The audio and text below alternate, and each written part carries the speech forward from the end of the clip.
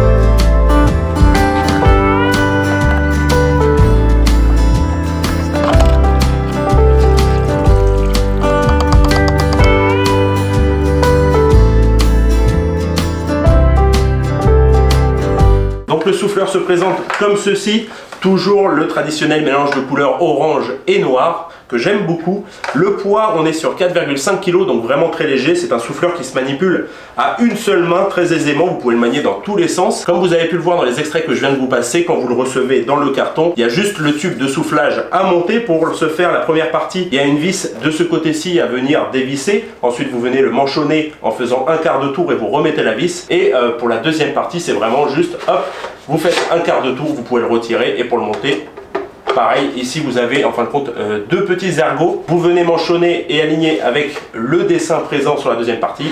Vous enfoncez jusqu'au bout, jusqu'en butée. Et là, un quart de tour sur votre gauche. Et il ne bouge plus, il est fixé, donc vraiment un jeu d'enfant. C'est un souffleur qui souffle à une vitesse de 60 mètres secondes. Donc pour son gabarit, pour son encombrement et pour son poids, c'est vraiment pas mal du tout. Dessus, on va retrouver une poignée vraiment agréable, ergonomique, ça se maintient impeccablement bien. À l'avant, vous avez ici l'antiparasite avec la bougie si vous avez besoin de la changer ou de la nettoyer. En parlant de la poignée, vous allez retrouver sur le dessus le bouton on-off. Donc sur le 0, il est en off. Sur le premier trait, il est en on. Donc quand vous allez vouloir le démarrer, il faudra le basculer sur le petit trait. Et quand vous allez vouloir couper votre appareil, il faudra juste le basculer sur le haut. On a également une molette réglable, là, celle-ci, là, juste en orange. Celle-ci va vous permettre de manipuler votre appareil sans toujours avoir le doigt sous la gâchette des gaz. Ça va vous permettre en fin de compte de la bloquer à un certain régime moteur. Et comme ça, vous avez vraiment plus qu'à souffler sans vous préoccuper tout le temps d'avoir l'index sur la gâchette des gaz. Et pour le moteur, on va être sur un 26 cm3. À l'arrière du souffleur, on va retrouver le réservoir qui est d'une capacité de 450 ml. Donc ça va vous permettre de travailler pendant plusieurs dizaines de minutes tranquille sans avoir à refaire votre mélange et votre plein. De toute manière, Fuxtech, il livre toujours avec un petit bidon qui va vous servir à faire votre mélange. Donc ça c'est pratique, pas besoin de se prendre la tête. Vous suivez les marquages pour le samplon 95 et ensuite vous rajoutez l'huile pour faire le bon mélange.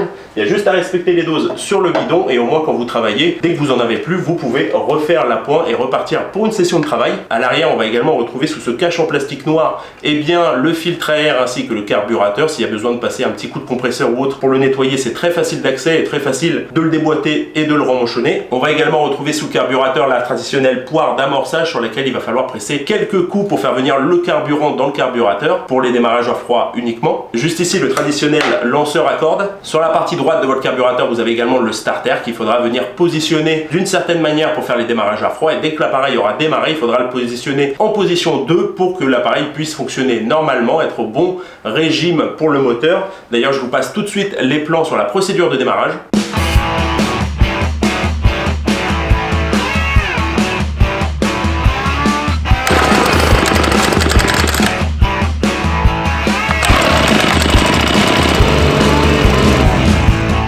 avez également dans le carton toujours le manuel d'utilisation avec l'onglet français, très pratique pour ceux qui ne sont pas bilingues. Et avec les appareils Fluxtech, moi j'aime bien utiliser leur huile, au moins je suis sûr qu'elle a été développée par eux et pour leurs produits. Je suis un peu maniaque, j'aime bien avoir tout de la même marque, donc pour votre mélange de temps c'est idéal. Vous avez également toujours la traditionnelle trousse à outils, ça c'est vraiment hyper pratique pour chacun de mes appareils. J'ai les outils qui vont avec, comme par exemple ici la clé pour la bougie, le petit tournevis qui va bien, diverses clés Allen et une clé plate comme ceci, donc c'est du 8 et du 10 qui vont vous permettre de faire l'entretien et de démonter l'ensemble des pièces de votre souffleur en cas de besoin. Pour ceux qui bricolent un petit peu et qui peuvent faire l'entretien de leur appareil eux-mêmes, c'est pratique d'avoir cette trousse toujours à portée de main.